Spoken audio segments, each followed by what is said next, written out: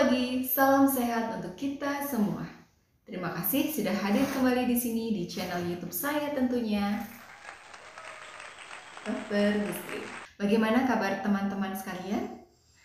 Semoga dalam keadaan sehat walafiat tanpa kurang suatu apapun. Walaupun akhir-akhir ini sering terjadi ya infeksi-infeksi kembali karena mulai ada perubahan cuaca. Anginnya udah mulai kenceng, mendung udah mulai menggantung di langit, bahkan di beberapa daerah sudah mulai turun hujan. Keadaan perubahan seperti ini tentu akan memicu banyaknya virus untuk kembali menggeliat aktif ya. Salah satunya adalah virus varicella zoster atau yang akrab kita sebut dengan cacar air. Ada pula yang menyebutkannya dengan chickenpox, ada pula yang menyebutnya dengan cangkrang. Cacar air ini karena penyebabnya virus sudah pasti sebenarnya self-limited disease. Gejala apa saja yang bisa kita temui pada varicella zoster selain adanya demam? Yang paling khas adalah adanya lentingan atau ruam yang muncul awalnya pada belakang telinga, rasanya kecil, gatal gitu ya, ingin rasanya digaruk, terus akhirnya nyebar ke kepala, badan, dan seluruh tubuh penuh dengan lentingan tersebut. Lentingan itu berisi cairan yang kalau pecah bisa nyebar ya teman-teman, maka harus dijaga jangan sampai dia lepuhannya ini pecah sehingga air yang ada di dalamnya itu menyebar. Nah sebenarnya air ini isinya apa sih? Air yang ada dalam lentingan itu isinya adalah si virus-virus itu dan juga ada sel-sel mati yang terkumpul di situ juga.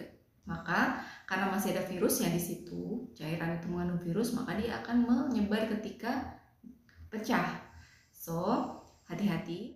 Kalau penanganan demam udah pakem, memberikan penurun demam, memberikan cairan rehidrasi atau air putih dan oralit misalnya, terus memberikan kompres air hangat.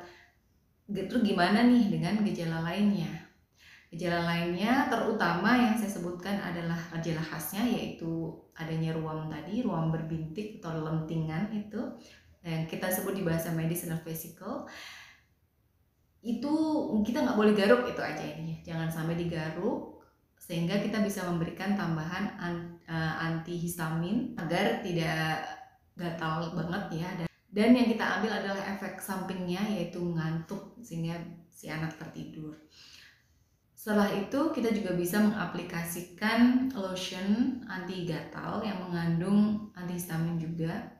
Bisa juga kita berikan bedak ya agar tidak terlalu gatal saja sebenarnya. Cuman karena kita tahu ya isinya tadi lentingan itu adalah virus dan debris-debrisnya, kita harus senantiasa membersihkan. Jangan sampai dia kotor akhirnya kulitnya ada infeksi sekunder dari bakteri. Nah mitosnya nih, gak boleh mandi. Nah padahal kita dianjurkan untuk mandi, namun jangan pakai air panas ya karena itu akan memicu si vesicle ini pecah. Gunakan air dingin atau suam-suam kuku lah, intinya jangan terlalu panas sehingga menyebabkan peregangan dari si kulit vesicle dan pecah.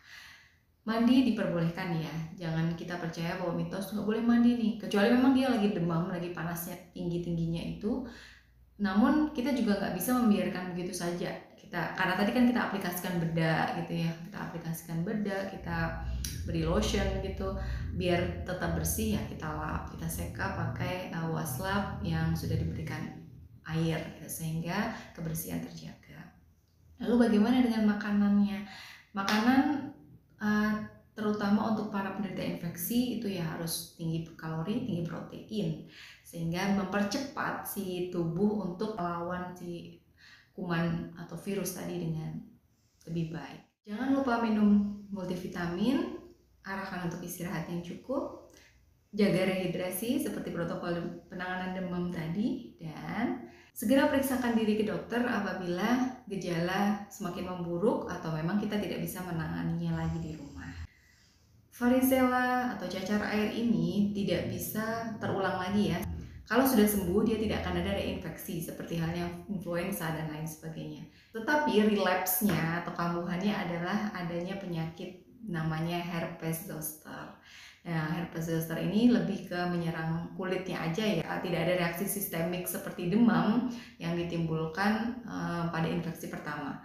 Herpes zoster ini menyebabkan lentingan-lentingan atau vesicle yang dia arahnya memutar. Cara penyembuhannya pun juga sama. Karena penyebabnya virus, maka self-limited disease. Sehingga kuatkan daya tahan tubuh dan insya Allah itu akan segera sembuh. Lalu bagaimana penanganan terhadap herpes zoster? Penanganannya kita tidak boleh menggaruk sama dengan bagaimana varicella.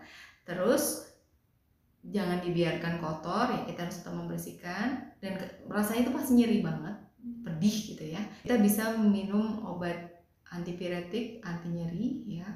Dan kalau diperlukan, dokter biasanya akan meresepkan acyclovir salep untuk dioleskan pada si bintik-bintik tadi. Lalu bagaimana dengan varicella? Apakah perlu diresepkan antivirus seperti acyclovir? Sebenarnya tidak perlu, tetapi pada keadaan khusus itu jadi perlu. Itu tergantung pertimbangan dokter, sehingga jangan segan untuk periksakan diri ke dokter.